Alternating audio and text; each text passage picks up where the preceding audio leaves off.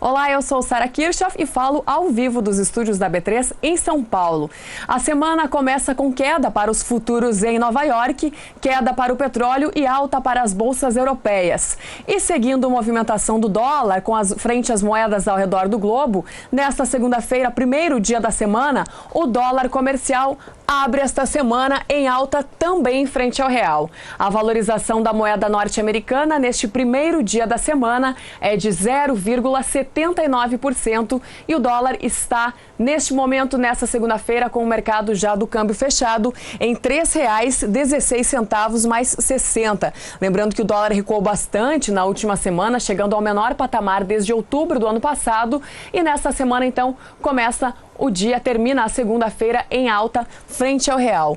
Dólar em alta, índice Bovespa em queda. O principal índice da Bolsa de Valores tem uma desvalorização de 1,17%, também nesta segunda-feira, primeiro dia da semana, operando neste momento aos 84.527 pontos. Índice Bovespa começa a semana em queda, mas também lembrando que na última sexta-feira, o índice Bovespa bateu um recorde histórico acima dos 85 mil pontos pela primeira vez. Então, esse movimento aponta para uma realização de lucros, ele é considerado natural no mercado e tem essa queda, então, depois dessas fortes altas. No acumulado da última semana, para você ter uma ideia, o índice Bovespa chegou a ter uma alta de quase 5,5% no acumulado dos 4 dias úteis, porque a gente teve também um feriado aqui em São Paulo quando a Bolsa não operou. Então, nesta segunda-feira, o principal índice da Bolsa de Valores vem em queda, mas uma queda que vem depois de uma forte alta para o índice Bovespa. Entre as principais altas do índice Bovespa nesta segunda-feira, primeiro dia da semana, aparecem as ações da Fibria, com valorização de 5,72%, com o papel negociado em R$ 55,61. As ações da Fibria, elas são impulsionadas pela informação da coluna online de Lauro Jardim no fim de semana, de que o BTG Pactual está com o mandato do grupo asiático holandês Paper Excellence para comprar a companhia. No melhor momento de hoje, a ação subiu quase 9%, atingindo quase R$ 58, um recorde intraday. Também no radar estava a divulgação do balanço após o fechamento do pregão. Essas informações são da agência inglesa Reuters e explicam essa alta tão significativa hoje para as ações da Fibria, que, como eu falei, chegaram a próxima de 7%, a alta chegou próxima de 9% e agora aparecem 5,72%. As ações do grupo JBS também sobem nesta segunda-feira, 2,69%, com o papel negociado em R$ 10,33. Ações da CEMIG têm alta de quase 2%, por R$ 7,57. As ações da Embraer também têm alta e as outras ações deste outro grupo aqui também têm alta acima de 1%. Essas são as principais valorizações do índice Bovespa nesta segunda-feira, primeiro dia da semana.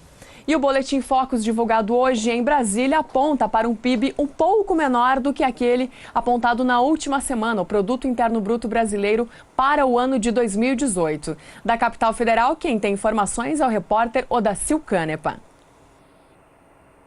O mercado financeiro reduziu a estimativa de crescimento do Brasil em 2018 para 2,66%. Até a semana passada, a projeção de crescimento do Produto Interno Bruto, o PIB, para este ano era de 2,7%. Segundo o Banco Central, há 4 semanas a expectativa estava mantida em um crescimento de 2,7%. A projeção do mercado está abaixo do crescimento estimado pelo governo, de 3% ao ano.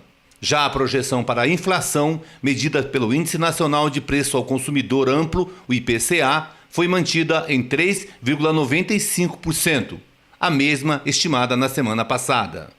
A projeção para a taxa de juro é mantida em 6,75%, segundo os analistas do Banco Central. É a 4ª semana do mesmo índice. Odacil Canepa para o SBA. E as chuvas devem voltar para algumas regiões do centro-sul do país. Quem tem as informações da Somar Meteorologia é Graziela Gonçalves. Boa tarde a todos que mais uma vez nos assistem. A gente já consegue enxergar aqui na imagem de satélite que tem um novo corredor de umidade se formando desde a região norte até o sudeste. Por enquanto, a nebulosidade já diminuiu bastante sobre grande parte da região sul, mas mesmo assim as últimas chuvas melhoraram bastante a condição do solo sobre muitas regiões. Inclusive, grande parte do centro-sul do país ainda segue com níveis de umidade do solo bem elevados. Então, até algumas regiões aqui que a gente vê nessas cores mais escuras, o solo segue praticamente saturado.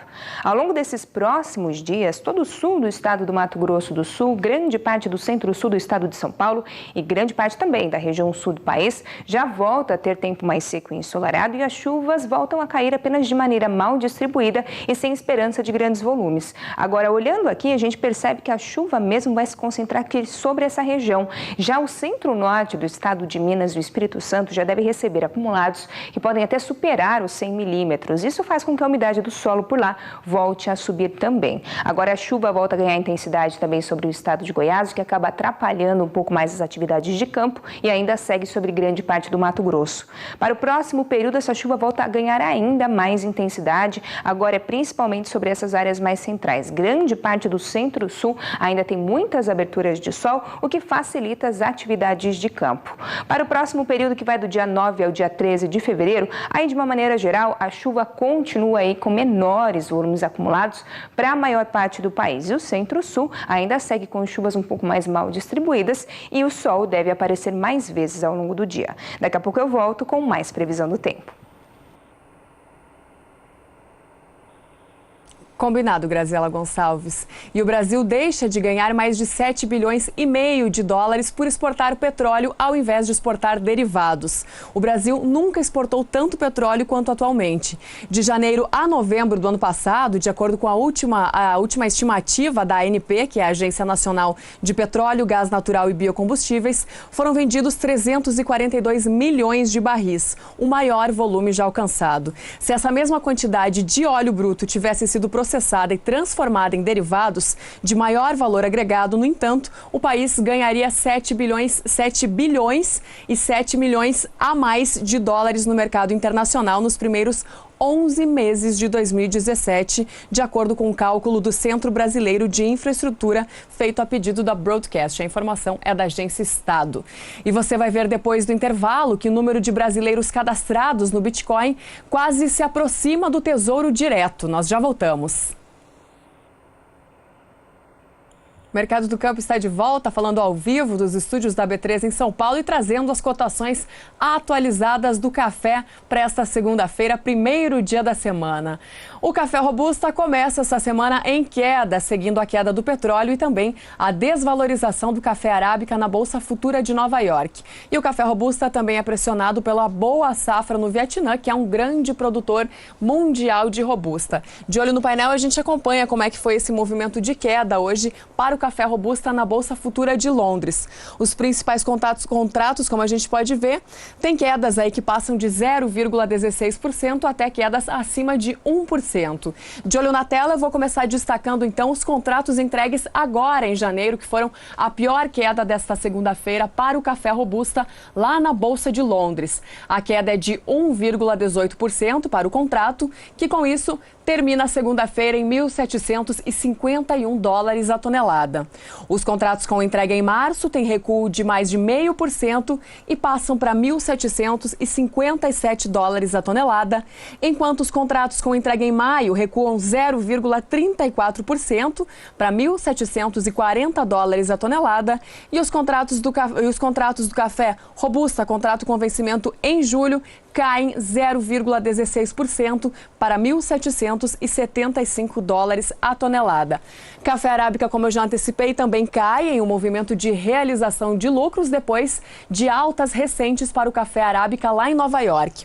Os contratos com entrega em março têm um recuo de 0,15% nesta segunda-feira e com isso terminam a sessão em $1,24 por libra-peso. Contratos com entrega em maio têm recuo de 0,23% 0,3%, passando para $1,27 por libra-peso, enquanto os contratos com entrega em julho aparecem por $1,29 por libra-peso e contratos com entrega em setembro aparecem por $1,31 por libra-peso. Na última semana, a café arábica teve alta acima de 3% no acumulado dos 5 dias úteis. Diferente do café robusta na Bolsa de Londres e do café arábica em Nova York, café BMF Bovespa começa a semana em alta aqui na Bolsa de Valores de São Paulo. De olho na tela, vamos começar destacando os contratos entregues em março deste ano, que tem valorização próxima de 1,5% nesta segunda-feira.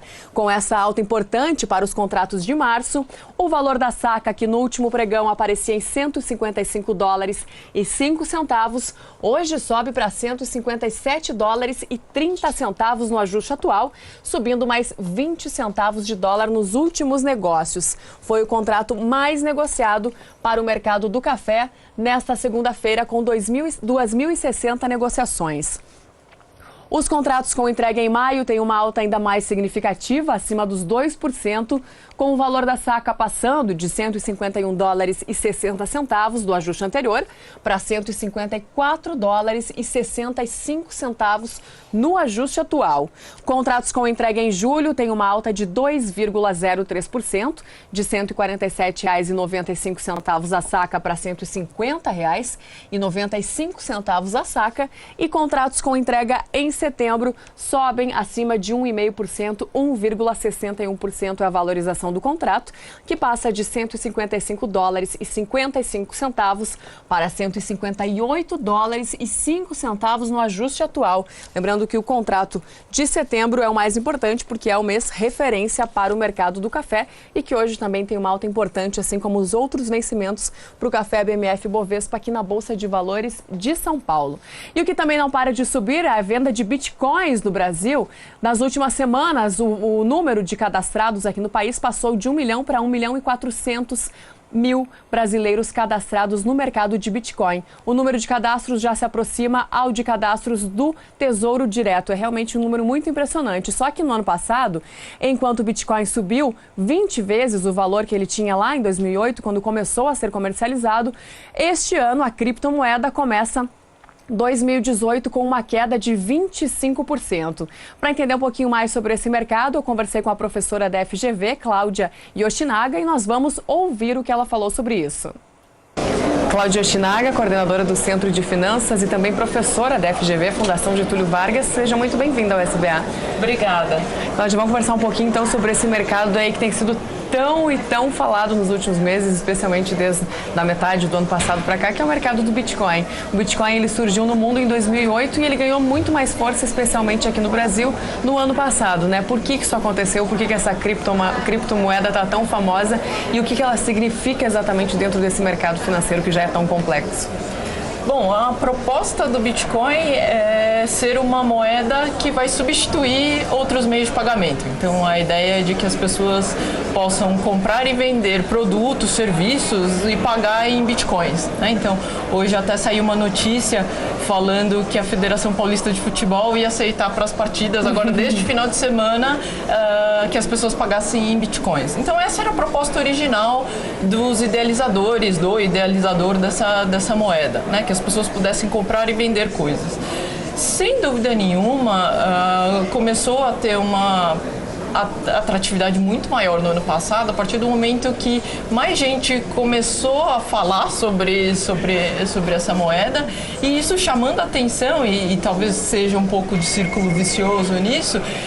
A atenção que essa moeda foi tendo causou mais demanda, essa maior demanda elevou os preços, e aí as chamadas que a gente via na mídia de que os preços tiveram altas super fortes no ano de 2017, fez com que mais gente parasse falasse, puxa, talvez valha a pena eu entender, olhar um pouco mais, o que é isso, que tal de Bitcoin é esse, né? Então, sem dúvida nenhuma, essa alta de preços fez com que muita gente começasse a considerar, ou pelo menos se perguntar sobre o que era, né, o que é esse tal de Bitcoin. E a entrada do Bitcoin no mercado futuro, ela também movimentou mais ainda essas negociações, né? Sem dúvida. dúvida, né? No final do ano passado, com o anúncio de que a Bolsa de Chicago começaria a negociar os primeiros papéis futuros de bitcoins, a gente começa a ter uma interação com o mercado financeiro tradicional, digamos assim, né? Estamos falando de uma criptomoeda que, em princípio, tem como lógica diminuir a intermediação ou não ter uma intermediação, a validação ser feita por pessoas que estão operando no sistema e não mais por um intermediário clássico. Mas aí a gente começa a ter agora um mercado de futuros, né, especialmente na Bolsa de Chicago, agora negociando futuros de um ativo que é bastante controverso, né, que é esse tal de Bitcoin. Então, sem dúvida nenhuma, quando saiu esse anúncio, para os adeptos e para os que gostam do Bitcoin e aprovam a causa, sem dúvida nenhuma, isso é uma chancela bastante grande em termos de possibilidades futuras de adoção, né, no mercado mais amplo.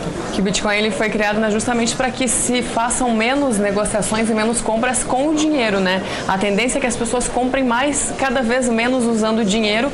Já existia o cartão de crédito, mas o Bitcoin veio justamente nessa questão de não ter um intermediário. É esse o ponto. Isso, a ideia básica é que, sendo o Bitcoin uma moeda que é negociada no mundo inteiro, eu posso ter, né, nós que moramos aqui no Brasil, podemos ter bitcoins, assim como pessoas que moram no Japão, na Coreia do Sul, em qualquer lugar elas podem ter bitcoins, e a gente pode fazer negociações entre si, não dependendo mais de ter que fazer um câmbio, por exemplo, né? Porque hoje em dia, se você quiser fazer um pagamento para alguém que está em outro país, você vai ter que converter de reais para alguma outra moeda e talvez essa moeda para a moeda final. Então, a ideia de Bitcoin é justamente diminuir essa intermediação, essa necessidade de câmbio, e as pessoas começarem a comprar e vender produtos e serviços de qualquer lugar do mundo de maneira mais fácil. Essa é a proposta. E talvez ele não tenha nem sido criado com essa pretensão aí de subir tanto no mercado financeiro, né? Eu acho que com essa subida tão grande, eu acho que o propósito original acabou ficando um pouco esquecido, né? Que era para ser uma moeda para facilitar os meios de pagamento. Acabou virando um ativo totalmente especulativo. Sim. E que as pessoas nos perguntavam sobre o que era o propósito original de Bitcoin, e era simplesmente, olha, compre Bitcoins porque é um negócio que está valorizando pra caramba, só esse ano subiu não sei quantos %, e as pessoas acabaram esquecendo um pouco o que era a função original dessa moeda, né? Cláudia, mas depois dessa super alta aí que a gente acompanhou no ano passado, o Bitcoin começou 2018 com uma queda de 25%, né? Essa queda aí já reflete muita coisa, né? Eu acho que o final do ano passado, depois até principalmente desses anúncios de que a Bolsa de Chicago ia começar a emitir futuros e tal, fez com que a onda de busca por compras e transações envolvendo Bitcoins aumentasse muito. E, sem dúvida nenhuma, oferta e demanda, muita gente buscando, o preço disso bateu, né, preços estratosféricos, né? Começo de ano, a gente já viu algumas coisas do ponto de vista de mercado. Primeiro que a nossa bolsa de valores está subindo pra caramba. Então, eu acho que muita gente, comparando investimentos em bolsa, que é um mercado regulado e tal, versus investimentos em Bitcoin e a bolsa valorizando pra caramba, acho que acaba ficando um pouco mais dividido, né? Fora isso, também acho que com essa alta muito grande, alguns investidores já decidiram realizar esses ganhos, então compraram e venderam.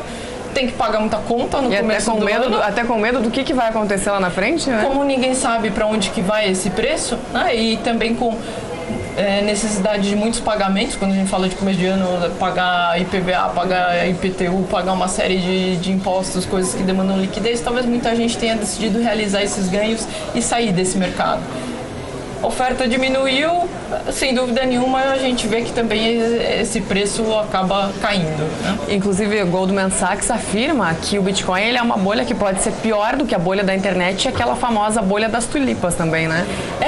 Bolhas é um negócio bastante controverso, bastante confuso, né? O grande problema de uma bolha é que a gente não sabe o que é uma bolha até de fato ela estourar. Sim. Né? Como no caso também de algumas hipotecas lá nos Estados Unidos, sim, que quebrou muitos bancos. Exatamente. Né? Então, quando a gente vai falar de estamos numa bolha de Bitcoin, é difícil saber até de fato acontecer, né? O que a gente sabe com certeza é que é um ativo de preço extremamente volátil, né? Então, não é para qualquer tipo de investidor que é é recomendado. Né? Então são para investidores que de fato estão dispostos a correr o risco. E risco de valorizar pra caramba, o que seria um negócio bom se você comprou na baixa, mas também existem riscos de desvalorizações bastante consideráveis. Se a gente for olhar nesse mês de janeiro quanto caiu, né? Então de fato é um investimento que você pode ganhar muito, mas pode perder muito também. Né? Então o preço varia muito em função dessa onda muito grande de pessoas entrando. Então quando a gente vê essas notícias de que a quantidade de cadastros de pessoas nessas bolsas de bitcoins aqui no Brasil, que inclusive se fala em 1 milhão de pessoas no Brasil, né? Supera a quantidade de cadastros na Bolsa de Valores, a gente começa a ver que é uma quantidade enorme de gente que talvez nem todos saibam a lógica ou o propósito original do que era o Bitcoin e está simplesmente investindo por especulação. Claro. E aí, sendo investimento especulativo, sem dúvida nenhuma, é um investimento de risco. Sim. Né? Muita gente entrando e saindo e todo mundo querendo fazer dinheiro. Então, Sim. sem dúvida nenhuma, é um negócio bastante arriscado. Cláudia, você afirmou então que é um negócio de risco, mas como moeda ou como criptomoeda, para que ele foi criado originalmente, dá para se dizer que o Bitcoin é uma moeda segura ou uma criptomoeda segura? Seguro no sentido em termos de validação, né? Então, quando a gente vai falar da tecnologia que está por detrás do Bitcoin, que é o blockchain, essa é uma tecnologia que está se provando cada dia mais como bastante segura e bastante eficiente, não só para negociação de moedas e transações, mas inclusive para registros de contrato, enfim, cada dia estão achando novas aplicações para o blockchain, né? Quando a gente vai falar de Bitcoin, o negócio é um pouco diferente, né? Do ponto de vista da transação, o que acontece? Em princípio, você pode comprar Bitcoins. E aí o jeito tradicional, digamos assim, de você fazer isso, normalmente é você abrir uma conta numa corretora de bitcoins, manda seu dinheiro do seu banco mesmo, instituição financeira, para essa corretora de bitcoins e compra seus bitcoins. Você pode deixar custodiado nessa bolsa de bitcoins, então assim como uma ação, você deixa custodiado, comprei uma ação de uma empresa e estou lá, comprei bitcoins e deixo custodiado nessa bolsa. Ou você pode, ao contrário do que você não pode fazer no caso de ações, é tirar esses bitcoins dessa bolsa e guardar numa carteira virtual sua, fica com você. Né? Você guarda um endereço, pode ser um código daqueles QR Codes, daqueles quadradinhos, e você guarda com você. Então, nesse sentido, você pode, no limite, perder esse código de barra, pode ser roubado, pode esquecer em algum lugar, enfim. Então, nesse caso, pode ser tão inseguro quanto dinheiro físico. Né? Depende muito da abordagem e a forma como você vai guardar os seus bitcoins. Cláudia, ainda nessa linha de segurança, por ele ser uma moeda, digamos, menos rastreável do que uma conta no banco, ele pode facilitar ainda mais as fraudes?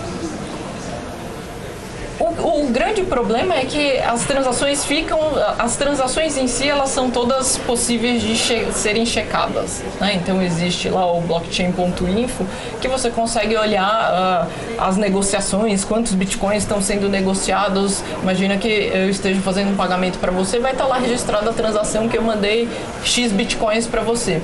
Grande questão é que não sai nem o meu nome nem o seu nome, né? Nesse bloco que as pessoas podem consultar.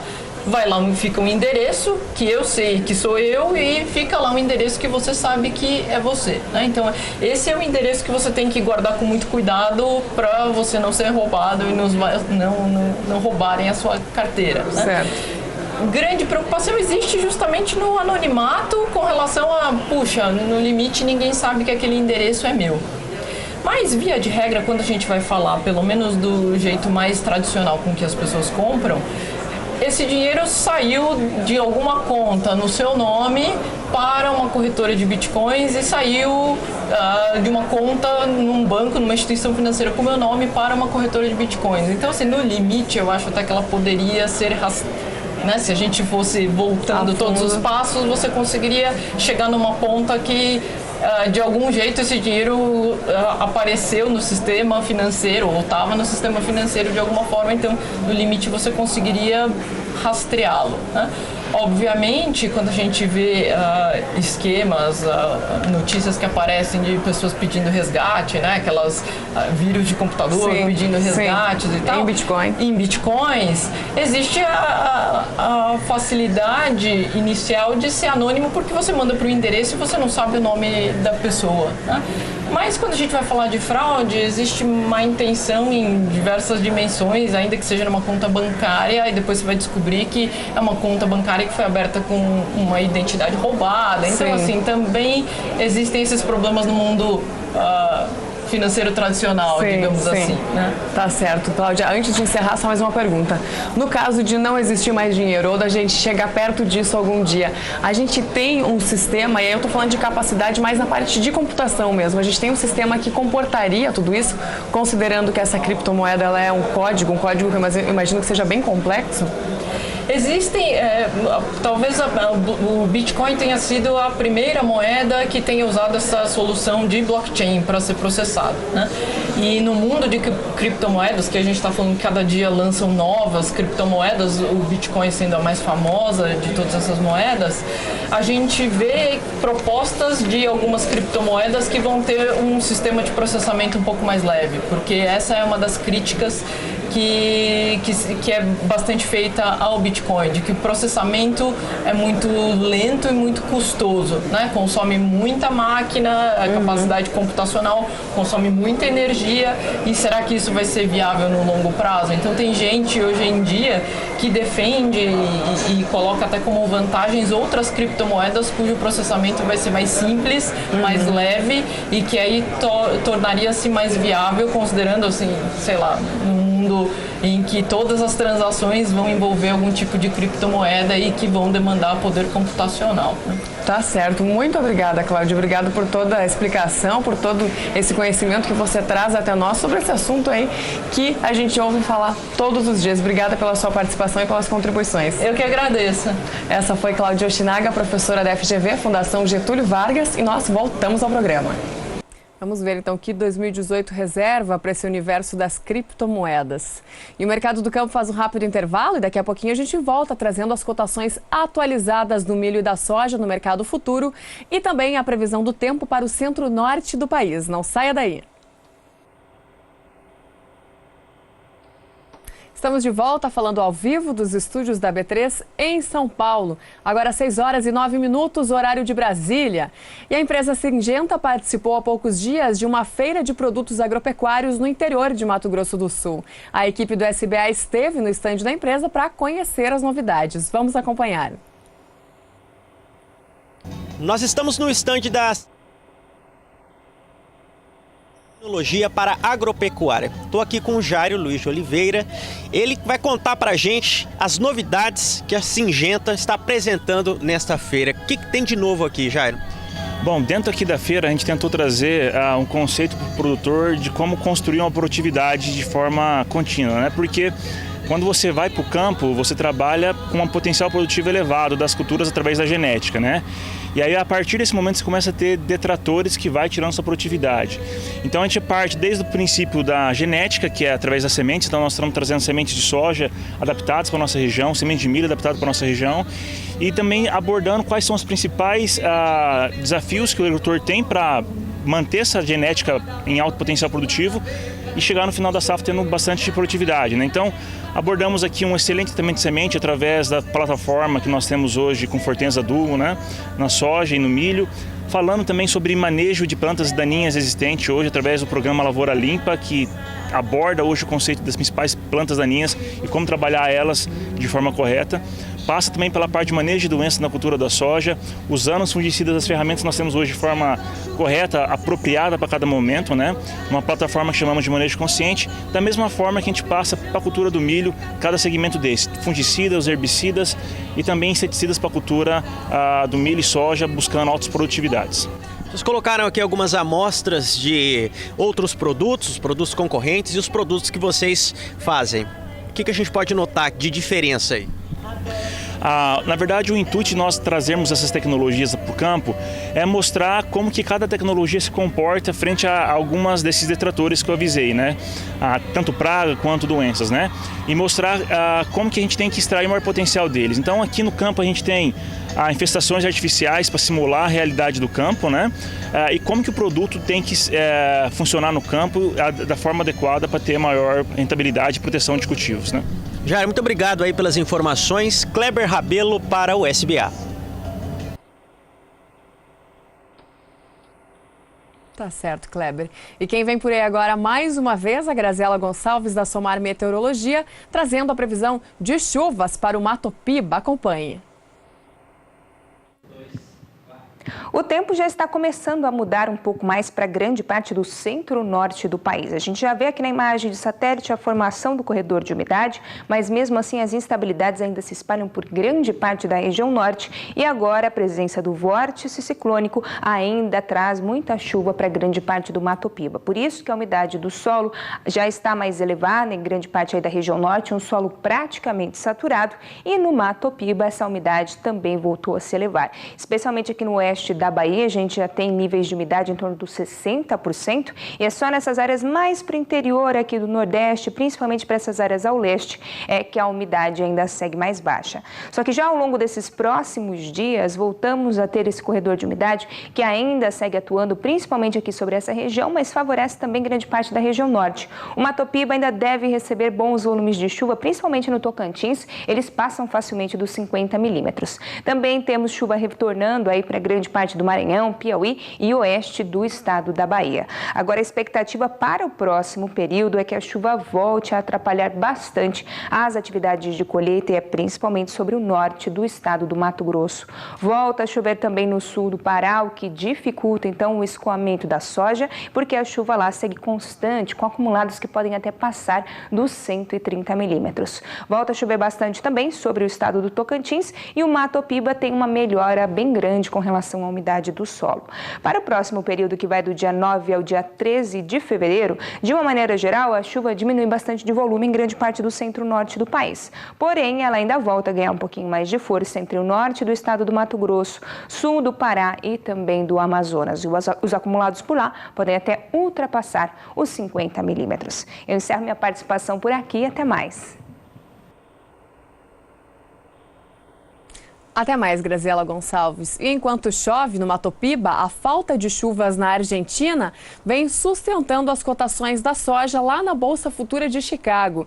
Isso porque o clima mais seco ele pode comprometer o potencial produtivo da oleaginosa. Lembrando que a soja nas últimas semanas teve 8 sessões seguidas de alta e nessa segunda-feira abre a semana então em alta mais uma vez lá na Bolsa Futura de Chicago. De olho no painel, eu começo destacando os contratos entregues em março deste ano, que hoje tem valorização acima de 0,5% e apresentam o valor de $9,91 o bushel. Contratos com entrega em maio sobem mais de 0,5% também, 0,57%, e passam para $10,02 o bushel, enquanto os contratos com entrega em julho têm uma alta de 0,59% por $10,12 o bushel. Soja, portanto, em alta na Bolsa Futura de Chicago. E a soja BMF Bovespa, negociada aqui na B3 em São Paulo, não acompanhou esse movimento de alta e os dois principais contratos têm leves quedas nesta segunda-feira, primeiro dia da semana. A queda para os contratos de março e maio é de 0,09%. Nos últimos negócios, o vencimento de maio aparece com o valor de $21,85 a saca e os contratos com entrega em maio aparecem por $22,10 a saca. Isso nos últimos negócios, porque aqui a gente não tem o ajuste atual da soja BMF Bovespa. Enquanto o clima seco sustenta os futuros da soja na Bolsa de Chicago, a boa demanda pelo milho nos Estados Unidos sustenta os futuros do cereal também lá na Bolsa de Chicago. De olho na tela mais uma vez, eu começo destacando os contratos com entrega em março deste ano, que tem uma alta de 0,63% neste primeiro dia da semana. E com isso, o contrato com vencimento em março aparece por $3,58 o bushel nos últimos negócios. Contratos com entrega em maio maio, também com valorização acima de 0,5%, por $3,67 o bushel. Contratos com entrega em julho, com alta próxima a 0,5%, 0,46%, por $3,75 o bushel. E contratos com entrega em setembro deste ano, em alta de 0,45%, por $3,82 o bushel. Soja e milho abrindo a semana em alta na Bolsa de Chicago. O milho também sobe aqui na Bolsa de Valores de São Paulo. Os contratos com entrega em março têm uma valorização de 1% neste primeiro dia da semana. E com isso, o valor da saca aqui na sessão de sexta-feira aparecia por R$ 32,87. Hoje sobe para R$ 33,20 a saca, no ajuste atual caindo 9 centavos nos últimos negócios. Os contratos com entrega em maio têm uma valorização acima de 0,5% e passam de R$ 32,76 para R$ 32,99, no ajuste atual caindo 5 centavos nos últimos negócios.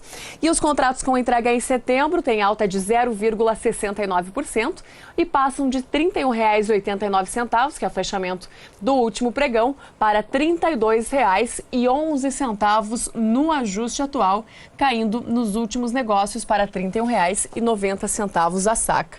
Milho em alta, tanto na Bolsa de Chicago quanto aqui na BMF, aqui na B3, o milho BMF Bovespa. Com isso, eu vou encerrando o programa de hoje, lembrando que o Mercado do Campo vem sempre todos os dias de segunda a sexta-feira, às 5h35 da tarde, horário de Brasília. Amanhã eu volto. Para você de casa, uma boa noite.